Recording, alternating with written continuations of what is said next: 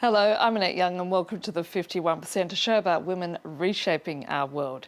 Coming up, as fears grow over the spread of the Zika virus across Latin America, women are being urged not to have babies. Also, we meet British finance journalist Jasmine Birtles and talk about the rather complicated relationship women have with money. And sex in the city, Ghana style. But first, and as the Zika virus spreads, so too does the concern. The World Health Organization says the virus is likely to reach nearly all of the Americas.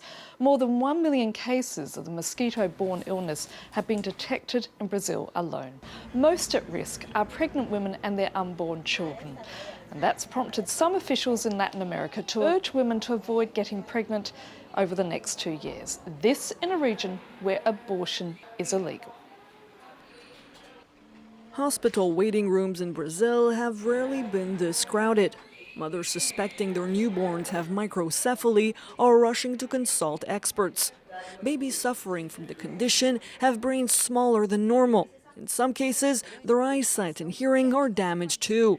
There are thousands of confirmed cases, an outbreak blamed on the Zika virus. I've been an infectious disease doctor for 43 years. I've never seen anything like this. Doctors are stressed, mothers are panicking. Some hold on to hope that everything will be all right with their baby.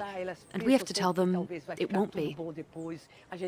The Zika virus scaring families across South America is transmitted through this mosquito, the Aedes aegypti. In most cases, symptoms are mild, but when pregnant women are infected, the virus can spread to their womb, destroy their baby's brain tissue, and cause brain damage. There's no cure for the disease, so pregnant women are doing all they can not to get it. My doctor tells me to use insect repellent. I don't think there's much to be done. There's no vaccine, and the only preventative method is to not get bitten and avoid areas with mosquitoes. But not everyone can go to safe places. Many pregnant women live precisely in the type of area they need to avoid. While authorities are killing mosquitoes, there's no known plan to relocate people at risk. Now, the World Economic Forum has released its annual gender gap survey, and in some good news, its authors say they believe Iceland may become the first country in the world to close the gender gap completely. The nation is 87% of the gap being closed now and scores well on many fronts, particularly when it comes to women and economic participation.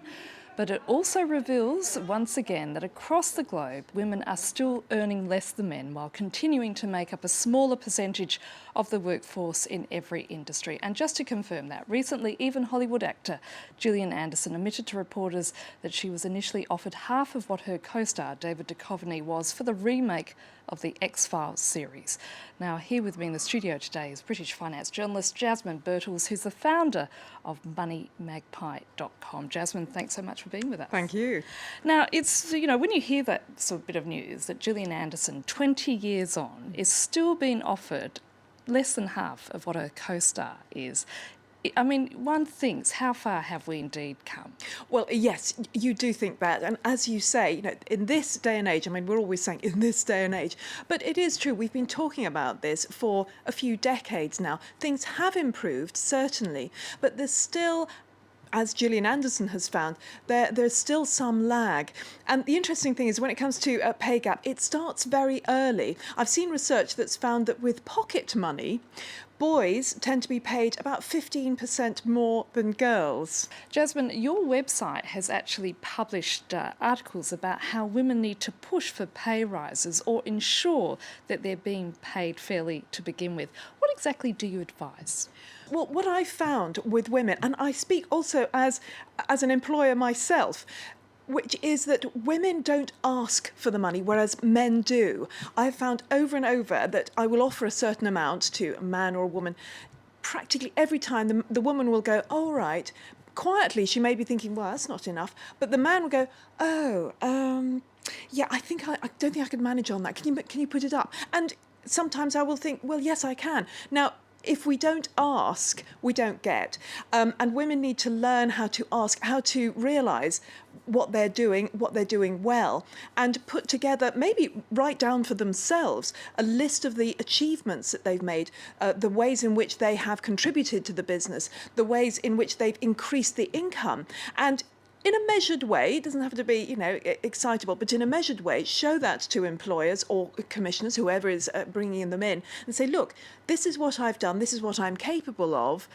I think I need some more money for that. I think we all tend to suffer from what's called the imposter syndrome, don't yes, we? big That we time. believe we're not good enough to begin with, so therefore we shouldn't even ask. Yeah, totally. And again, I'm certainly one of those. And what I've also found is that women, when they're even going for a job, generally speaking, unless they feel they are 100% qualified, they won't even go for it. Whereas with men, if they've got 20, 30% of what's asked for, they'll go, yeah, go on, give it a punt.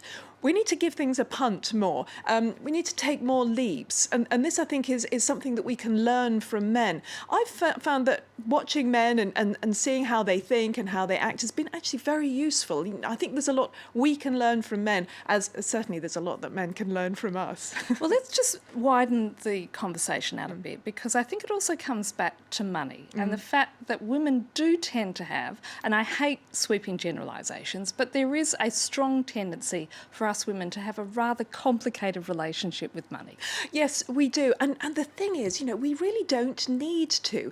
There was some research, it's about 15 years ago, at the University of California that found that when men and women have the same level of knowledge of the stock market, women actually perform better. Not massively, but they do. They perform better than men at actual investing, which is serious stuff. But then on a day-to-day basis, although quite a lot of mothers, for example, and wives, spouses, partners, the female partner often is the decision maker when it comes to major purchases like the car, the holiday, that sort of thing. They will often do the research.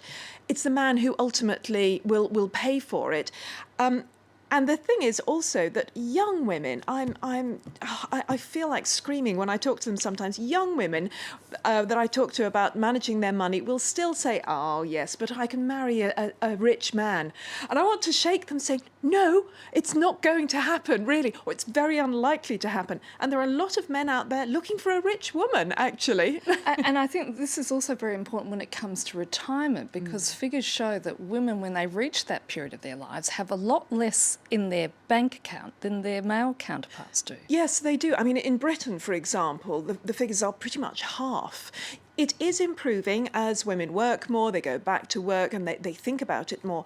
But certainly at the moment, women retire on about half of the pension pot that men do. And it's the same in America. And I think across the West, certainly, it's a significant difference. And when you think that on the whole, women last longer, we live longer than men, that's more years that we have to fund.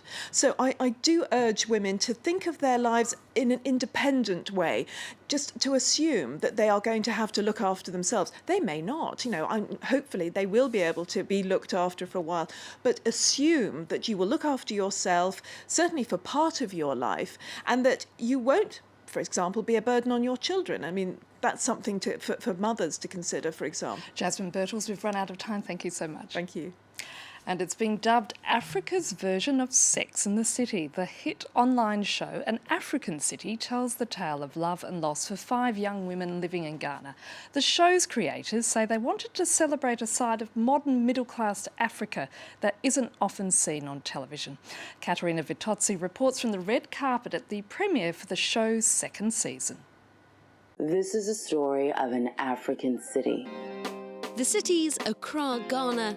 The story, the lives, loves and libidos of 5 African women.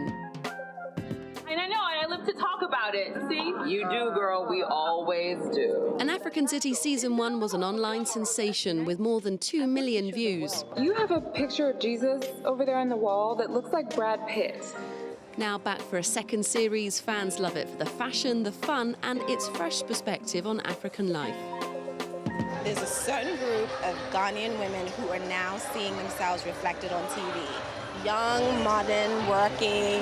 If you hear of any stories coming out of Africa, it's about poverty.